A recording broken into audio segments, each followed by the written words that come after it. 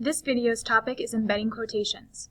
Our objective at the end of this video is that you will be able to embed textual support smoothly into your own writing, and we're asking ourselves the essential question, how can I smoothly embed my concrete details? Let's begin. Our first option for embedding quotations is to incorporate the quotation into your sentence.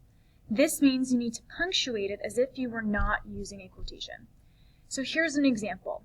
The First Lady argues against the imprisonment because most of these Japanese American citizens have gone to our American schools and colleges. Citation. So notice it's actually a complete sentence. So even if we didn't have those quotation marks and if this wasn't a direct quote, it still makes grammatical sense.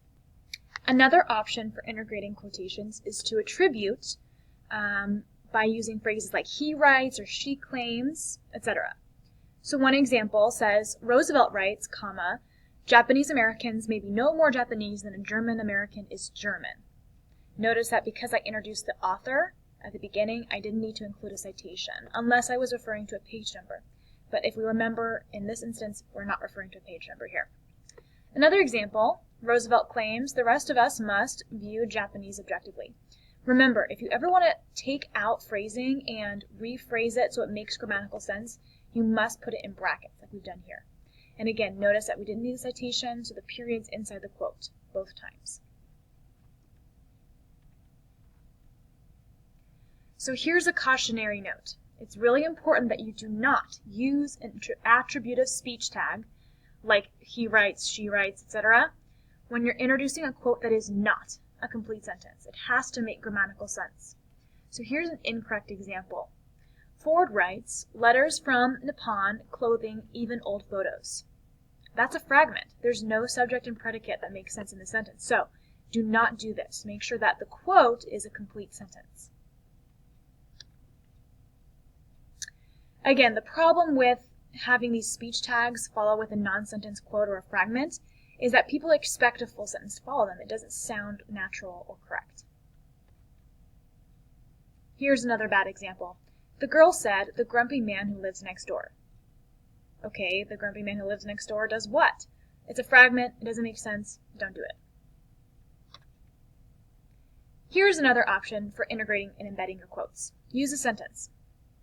You can use a colon to introduce the quotation in this case. Jacob Needleman says it best, colon. A dream is a vision or of truth of what can be and ought to be, and a dream is deception. So this is a complete sentence, as is the quote that follows it.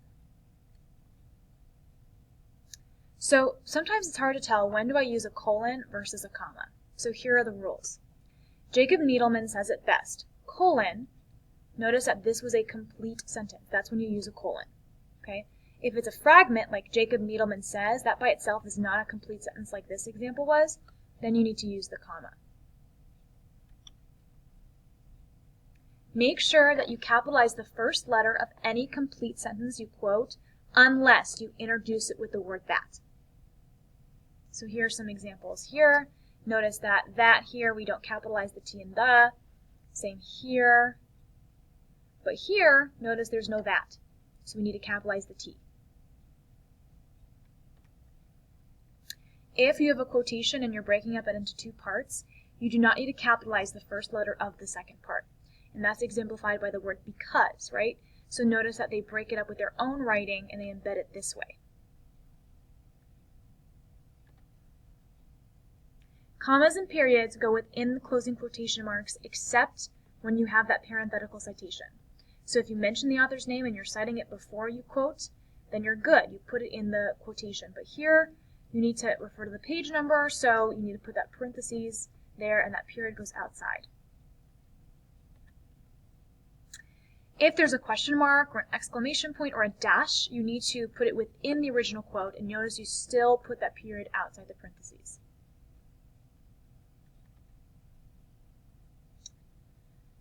If you have a question mark, exclamation point, and the dash is part of your sentence that includes the quotation, place it outside of the closing quotation mark.